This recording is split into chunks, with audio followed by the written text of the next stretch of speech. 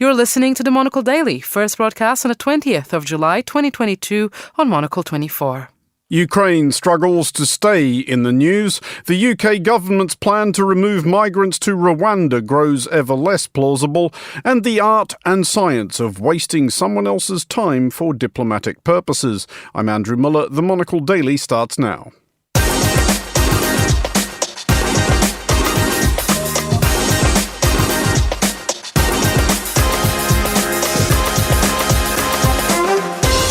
Hello and welcome to the Monocle Daily, coming to you from our studios here at Midori House in London. I'm Andrew Muller. Steve Crawshaw and Nabila Ramdani will be here to discuss all the day's big stories, and our team reporting from Ukraine will hear from one European ambassador about the importance of staying at one's post. Stay tuned, all that and more coming up right here on the Monocle Daily.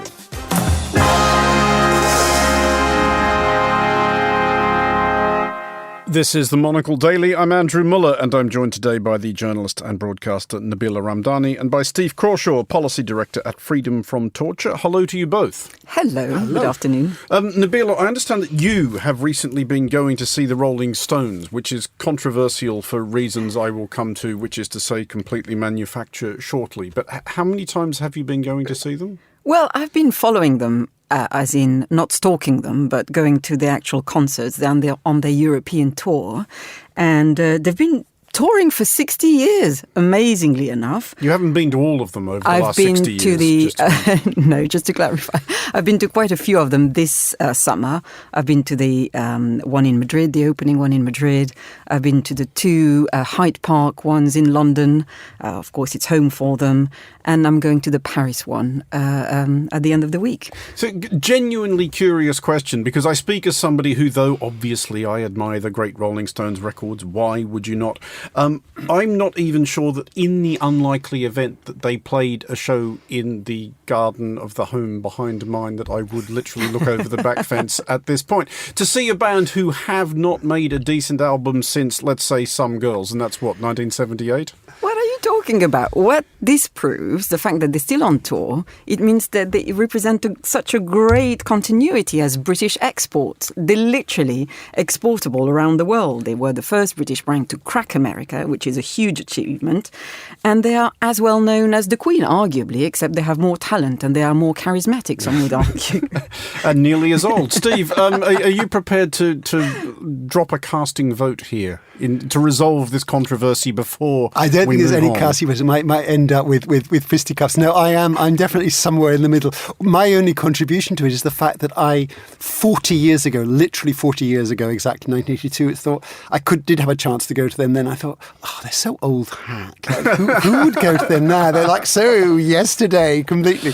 So I take comfort from the fact that growing old definitely can remain, there's something still going on there. That's exciting. But you see the number of young people nowadays. Oh, exactly. No, I was entirely wrong. That's what I'm saying, is that in the years since then, I thought I'd really like to go. And I thought it's odd that 40 years ago, I thought it was old hat. Now I actually feel it's quite a thing. And of course, McCartney at Glastonbury was like the lead thing. And frankly, they're very uplifting. And what a performance they put on. They're still as energetic, as dynamic as ever, frankly. Andrew's giving you one of his sceptical looks. I know. And just to wrap this up and to conclude, I think we're all in agreement that I'm right. We will have more from you both shortly. But first, the latest report from our team who are in Ukraine this week, Carlotta Rebello and Chris Chermak.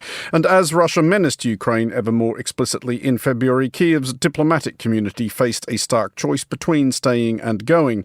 One who stayed was Italy's ambassador, Pier Francesco Zazzo. The embassy was temporarily relocated to Lviv, along with many others, but by April 16th, he was back. Carlotta Rebello caught up with Ambassador Zazzo in his office at the embassy, its windows now covered by wood panels and sandbags. She started by asking the ambassador why it was so important for him to be one of the first to come back to Kyiv. You show the solidarity and that you are close to the Ukrainian government and to the people. See, the people were very relieved in Kyiv when they know that the embassies are going back. It means it's a kind to be back to normality. And from a personal point of view, they were very moved, especially the Ukrainians working for the embassy. They were crying.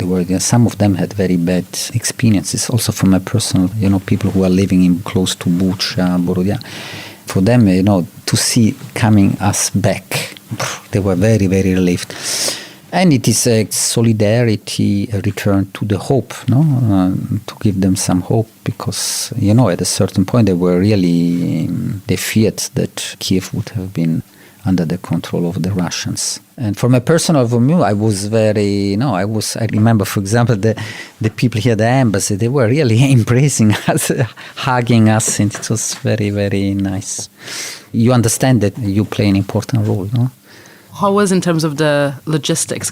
Moving an embassy is a big task. So when you came back, how did that work in the practical terms? It was a little bit complicated. First of all, my life has completely changed from my personal view. Now I lived with armed escort. I have 6 people always escorting me. I have the armored vehicle, but not only me, also my colleagues. And of course, it is a change in your private life. Then you get used. From a logistical point of view, of course, security issues are very important. The people who are most concerned are the people in the capital, not us. I've seen talking to my colleagues, they have the same problems. Sometimes, security problems are even more dramatized abroad than when you are in Kyiv. The situation is not so bad. No, even now probably there's a little bit of risk, but not much.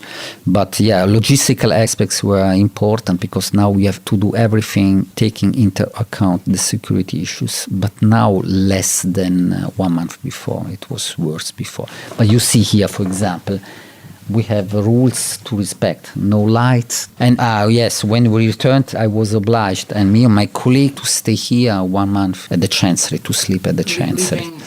Yes, and we have a bunker, but not the many bathrooms. It was not so easy. But now I'm authorized to sleep at the residence, which is much better, definitely better.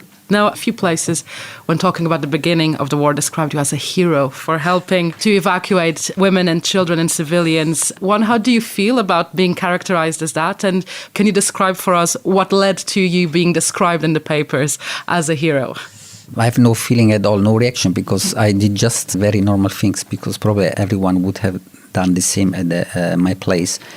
In Italy, for us, it is a priority, the protection of compatriots of Italian national. Everywhere in the world, for us, it has been always a priority. You can't just leave the country and say, okay. What happened, that we have almost 2,000 Italians living here. And we send them letters saying, please, it's really dangerous, this situation, you should leave. Nobody believed us. They were, the day before, they were in the clubs, in the bar, in the restaurants, and nobody. And it was for them a shock. Most Italians, 95% of the Italians, they stayed in Ukraine. And on the 24th of February, Sunday, there were tens of families with small kids, completely shocked, and asked us to help. And what I did, when we received instructions to move from the Chancery to the residence in a residential area, less dangerous, and it was the right decision of our government. They thought it could be dangerous here. There were many saboteurs, too close to governmental sites, and they advised me, they ordered me. And I asked my foreign minister, what should I do with all these Italians who were here? And they told, bring them to the residence. And it just happened by chance. Then we had to take care of them. We had hundreds of people, and we organized 4 convoys with the OECD, and then with the French, with the help of the French embassy, and then ourselves. And everything went okay. But there was a huge attention of the media in Italy, because we had also so many small babies, 16, 9 kids, and so on, maybe 150 people. This just happened by chance, but they supported me from Italy, and everything went, thanks God, okay. Give you encouragement to feel that support from Rome, from Italy? It was fundamental, because I always received instructions from my capital. I can tell you, it worked well, because I had, during the first days of the war, I could talk twice with my foreign minister himself. Di Maio, with the Secretary General of the Foreign Ministry. They were very worried about this, of course. There was a coordination, and thanks God, since we sensed that there was the risk of a war, 20 days before the war started, we had a mission from our crisis management unit. And they came, and we adopted an evacuation plan. And they gave us satellites and so on. Thanks God we have done this before, and we were not completely unprepared. At the end, it was a positive experience. It worked well, but of course there was some risk, especially during the first 10 days, because now we know that really the Russians were, they tried to assault the presidential office, Zelensky, ministers. We heard shootings, and there were explosions and so on. But thanks God, everything went okay. That was Pier Francesco Zazzo, Italy's ambassador to Ukraine, there in discussion with Monocle's Carlotta Rebello. Steve, first of all, there's obviously a practical aspect to the ambassadors staying in Ukraine as far as it was possible and then going back to Kyiv when they could, in that it's much easier to do their jobs when they're nearer the seat of power. But how important is the symbolism of diplomatic life in Ukraine continuing? I think the symbolism is huge. I thought the ambassador put it really eloquently, of that sense of giving hope. I remember this wasn't as an embassy, but I remember even just the presence of a senior politician when the Bosnian War was just getting underway and West didn't really want to be interested at all. And President Mitterrand deliberately flew in to a besieged Sarajevo and just walked around the streets. And that was received. And of course, it was PR for himself in many, many ways. There's no question. It was a vanity project in some ways. But the Bosnians themselves, I was there shortly after that trip, the Bosnians themselves were so grateful. And of course, that led the television news. It made people focus on what was happening. And one of the significant dangers clearly is that when a conflict is going on, people just forget what's there. So it brings the reality, potentially, not just diplomats, but obviously journalists being there as well. But that brings the reality directly back to capital for those countries who are there, and also sends an important signal of saying that we do care. And the risks are the same. He partly downplayed it, saying, we're fairly safe now, which is true. But there's also that sense of uncertainty in Kiev, the fact that they have lent into it rather than saying, I'm sorry, it's uncertain, we better stay somewhere else. I think that's really important. And Nabila, there's also that aspect, isn't there, of repudiating Russia's case here, because Russia's whole thing is trying to deny the existence of Ukrainian sovereignty, of Ukrainian nationhood, and if Ukraine's able to say, look, we have a capital city with foreign ambassadors in it, that continues at that level to underpin Ukraine's legitimacy, doesn't it? Yes, and that's precisely why every diplomatic effort and considerations are hugely important, because the whole point of diplomacy is for the rest of the world to make it clear that it views Ukraine as a respected and functioning democracy within the community of civilized nations. And so diplomatic efforts are so important to any nation involved in a war. And as Steve said, because it's almost been 6 months now since the conflict started. And so we are getting to the stage now where the conflict is in some ways dropping off the news agenda. So it's commendable that we are discussing it now. But of course, it's extremely dangerous for the Ukrainians, and keeping foreign diplomats and indeed foreign journalists in the country is crucial in keeping the country in the international consciousness. And that's why the return of diplomats is so important. And dare I say, beyond, one of the most terrifying moments beyond the bloodshed, of course, was initially countries evacuating their missions from the country. And it's prompted fear that it would soon be overrun by the Russian military. Now, this hasn't happened quite yet, even though the conflict started in February. But there is a widespread belief that the Ukrainian will of course resist, and they will they will fight for their sovereignty, and of course they need as much diplomatic support and any kind of support as possible, frankly. I just want to go back to what you were saying there, Steve, about that visit by Mitterrand to besiege Sarajevo, and that has of course been echoed by the visits of many foreign leaders to Kyiv in the last few months. Is there anything actually more that could be done along those lines? Could you, for example, and I'm not myself clear on what the logistics of this would be, but could you not convene a sitting of the entire European Parliament in Kyiv? That's really interesting. I mean, certainly as regards the politicians we've seen going, I mean, there certainly in this country with Boris Johnson, there's been a high degree of cynicism where he's used his events to distract. No, there hasn't been, though, in fairness to him, any of that cynicism in Ukraine itself. Absolutely not. That's the one country where he's massively popular, and you think, okay, that's fine. You don't need to understand British politics. That's fine. You can see why they appreciate it for the reasons we discussed. But I do think the things like you've discussed, we've already seen quite a lot of Zelensky being beamed in for different places. You've also seen senior people coming and travelling and talking. I think that visibility is hugely important because there is that real sense. It's no longer, there's many evenings when it's not on the television news at all, and certainly there's no longer the sense of drama, although of course the situation is just as dramatic as it ever was. Oh, we're going to move along somewhat, but picking up on a point that Nabila raised there, which is that it is now coming up for 5 months since Russia launched its most recent invasion of Ukraine, and though the story remains obviously colossally significant, it has nevertheless dropped down the running orders. There is a reason why news is called news. The problem, well, a problem with this is that it is important for Ukraine and for the war Ukraine is waging on Europe's behalf that Ukraine stays in the news. It is equally the case that there is little Russia wants more than Ukraine dropping out of the news.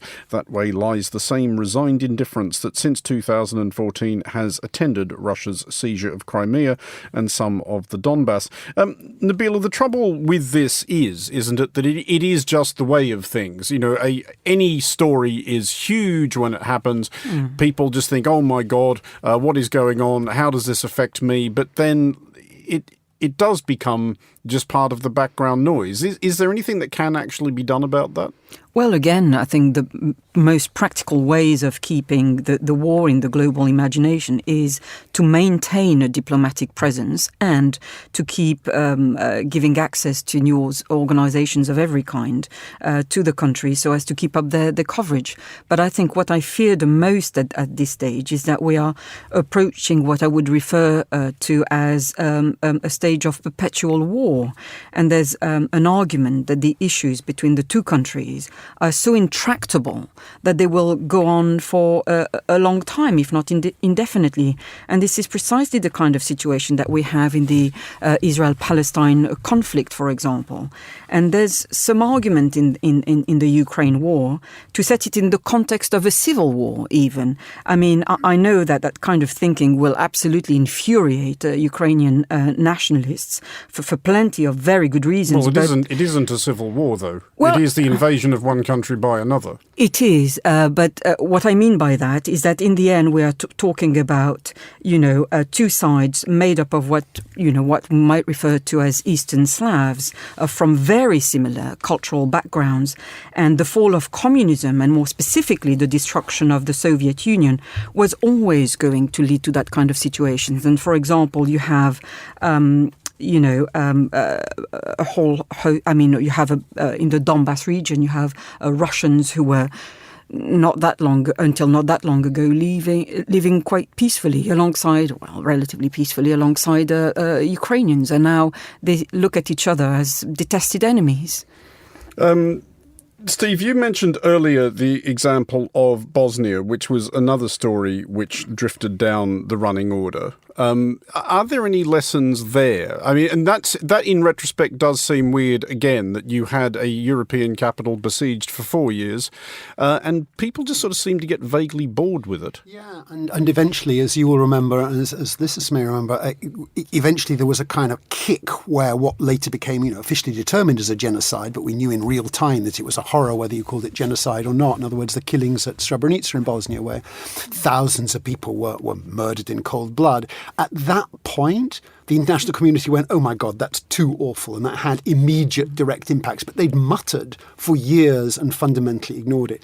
So I worry that there is the lack of imagination, that unless there is it seems almost impossible to imagine things more horrific than have already happened. But that has been the practice in the past. It's when something goes so beyond anything, difficult to imagine what that can be in the current circumstances, then the world, if you like, re-wakes up. They woke up in February and then it started subsided. And then I personally find very troubling, actually, this sense of like, oh, let's be sensible about this. Let's be grown up and let's kind of do these various things.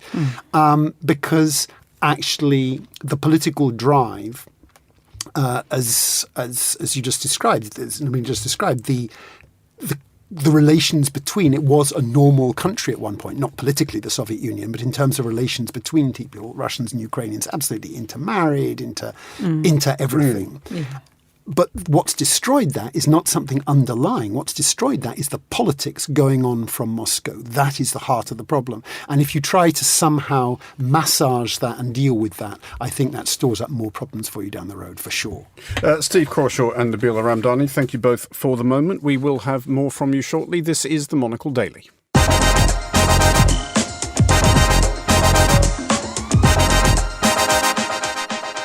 You're listening to The Daily on Monocle 24. I'm Andrew Muller. Still with me are Nabila Ramdani and Steve Crawshaw.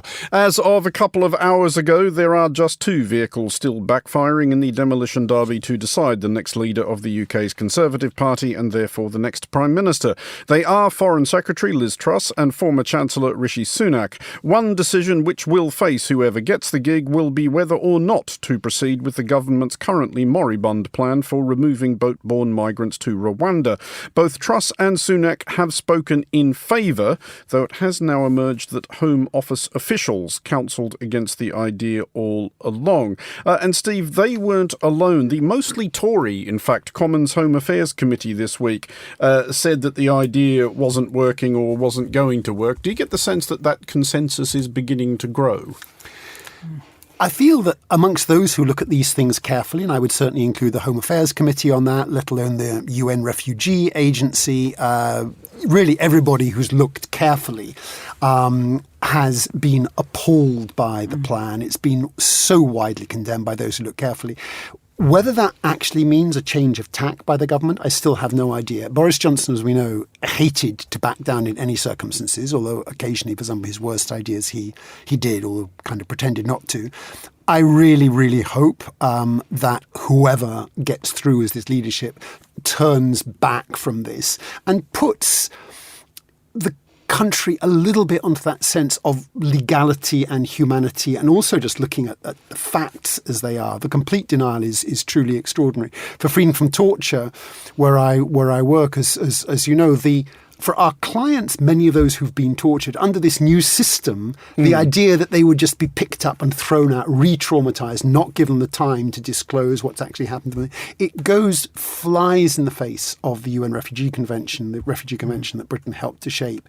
And everybody who's looked at it has said, as you say, from the British High Commission in Rwanda to the UN to everybody else, but we're not actually seeing are backing down from it because they think, rightly or wrongly, that it will quote-unquote play well. I hope that they're wrong.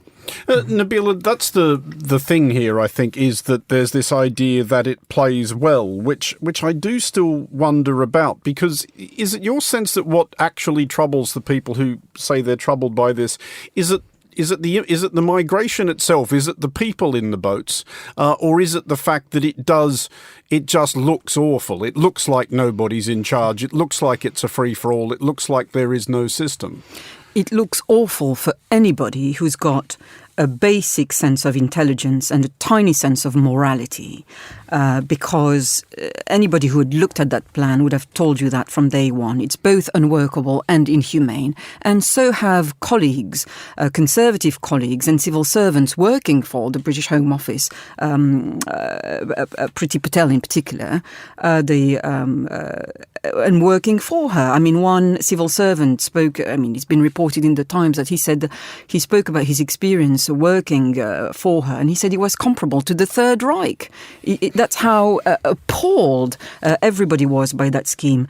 And, Priti Patel is a notoriously useless minister, and she based her absurd scheme on the simple premise that sending asylum seekers to Africa would not only get rid of the problem altogether, but also appeal to far-right voters. And it turned out, first of all, one of the oldest racist tropes in the UK is literally to send immigrants back to Africa.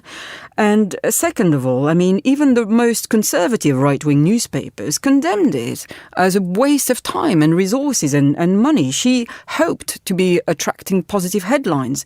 it was the exact opposite. There have also been some reports this week, though I suspect they may have been leaked by people opposing Rishi Sunak, suggesting that he opposed this scheme on the quiet because it was expensive or overly expensive. Well, she has already spent millions to get this nonsense to work and has had no success whatsoever.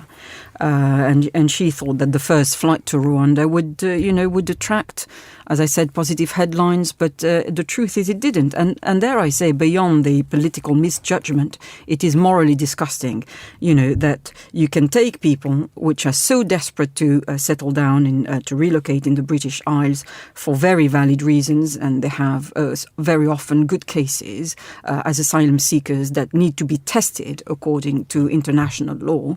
And she basically is telling them you can start all over again, but from an African country that most of them have never heard of. And in fact, not even start over again. It's like once you're there, you're there. So, There are echoes here, Steve, just as a final thought on this, of obviously the approach that Australia has taken in recent years, which was to make it very, very clear that if you arrived in Australia this way, there would be absolutely no path to residency or citizenship. And now that was obviously harsh, but the argument that those in favour of that policy have always made is that if you define success as stopping the boats from coming, it worked. It stopped the boats from coming. Yeah.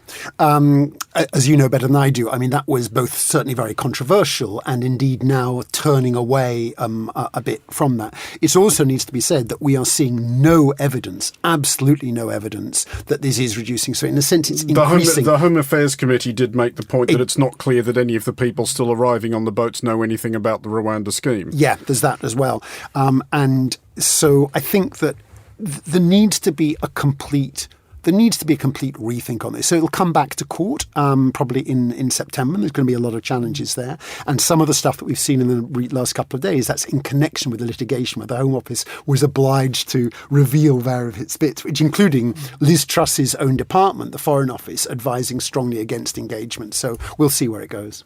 Well, finally on today's show, a measure of karmic comeuppance perhaps for Russian President Vladimir Putin, though arguably less than he deserves. In the weeks prior to Russia's assault on Ukraine in February, Putin, of course, went to considerable pains to make guests feel awkward and or look ridiculous, parking them often at the opposite end of a silly long table. Putin has this week broken with a recent policy of not getting out much by visiting Tehran for a summit with Iranian President Ebrahim Raisi and Turkish President Recep Tayyip Erdogan. At one bilateral, however, Erdogan kept Putin waiting for 50 agonising seconds in front of photographers. Nabila, this was apparently payback for a similar situation in reverse a couple of years ago when Putin made Erdogan sit around for 2 minutes while people took pictures of him.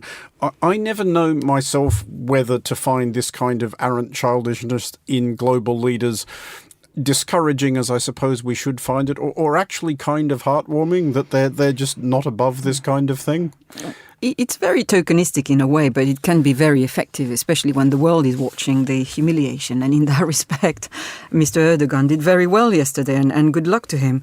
But I have to say that a wait for Mr. Putin of 1 minute or less was nothing compared to what the Russian leader did to Emmanuel Macron when he received him in Russia, and they were expected to talk to avert the conflict, and he placed this massively huge table between the two of them, and Putin undoubtedly knew at that stage that he was going to send forces in Ukraine anyway. So he tried to utterly humiliate Mr. Macron, and ultimately the situation was a horrific one.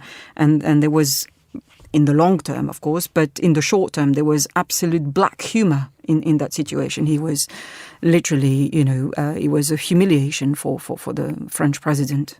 Steve, Putin does have an amount of form for keeping people waiting. He was an hour late for the Pope, 45 minutes late for President Trump, 4 hours and 15 minutes for Angela Merkel. Do we buy the idea that there's any great psychological leverage being gained here, any kind of alpha male swagger that is putting their interlocutor ill at ease, or is he just being a massive jerk? That's not the same thing. How Well, hard is yeah, that question very, to ask? I mean, What a difficult question you ask me. So yes and yes is the answer to that. Both of the above, all of the above. I mean, it is... It's so petty, but I think it's impossible not to get pleasure. And I do hesitate ever to praise President Erdogan for anything he's ever done, because he's so awful in so many respects. But those 50 seconds are glorious to watch. The discomfort of Putin is a kind of glory to behold. It is, of course, entirely childish, but you can't help thinking, oh, wouldn't it be great to make him wait for an hour? Of course, if somebody wakes him wait from an hour, the next time it'll be 2 hours back, and it's kind of, do we have any other favourite moments of diplomatic awkwardness?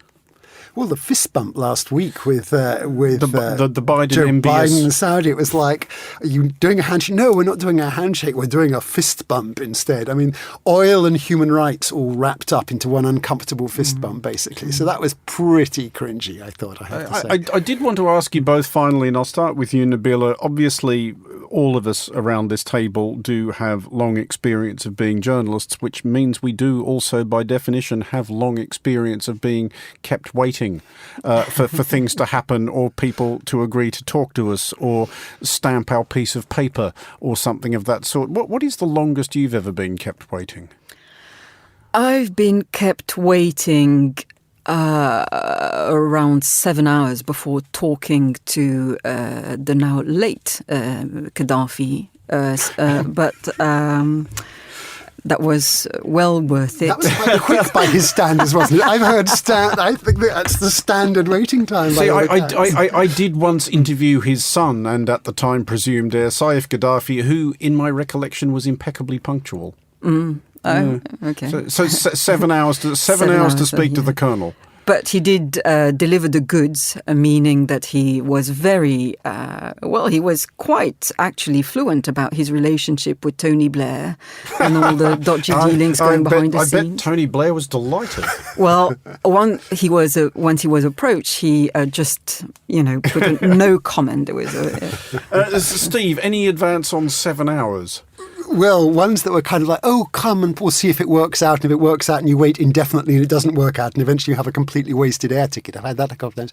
My longest one, I suppose, was not directly waiting, but sort of with Slobodan Milosevic, where it was about 4 days, like maybe this afternoon, maybe this evening. And eventually went and tracked him down at his hotel, and there just bluffed my way through myself and Jon Snow of Channel 4 News. I discovered also was in the same situation, that neither of us actually had it nailed down. We had these promises that never quite happened, and eventually you're led up to some inner sanctum and strange things happen. So that was 4 days where I barely found time to write any newspaper stories because I was spending so much time trying to chase down and schmooze the various contacts. And, eventually I got it, but I wasn't sure until the very end. Is the lesson there that it tends to be the worst people who keep you waiting the longest? I suspect that is definitely true. Well, this conforms to my prejudice entirely, because unpunctuality I cannot deal with at all. I find it infuriating. I very probably picked the wrong profession as a result. There is a lot of sitting around waiting. What you're telling us is you're a very good person because you always turn up on time. I mean, that's always the thinly veiled subtext of these programmes. But actually, Nabila, to go back to where we came in, I think it was Mick Jagger, or possibly Charlie Watts, certainly one of them, who described their time in the Rolling Stones, and this must have been some while ago they said it, but the quote was, "This has been 5 years of playing and 20 years of waiting around." Journalism's a bit like that, but without the 5 years of actually playing. And on that thought, that is all for this edition of The Daily. Thanks to our panellists today, Nabila Ramdani and Steve Crawshaw, also to Carlotta Rebello, who we heard from at the top. Today's show was produced by Marcus Hippie and researched by Lillian Fawcett and Maya Renfer. Our sound engineer was David Stevens. I'm Andrew Muller here in London. The Daily is back at the same time tomorrow. Thanks for listening.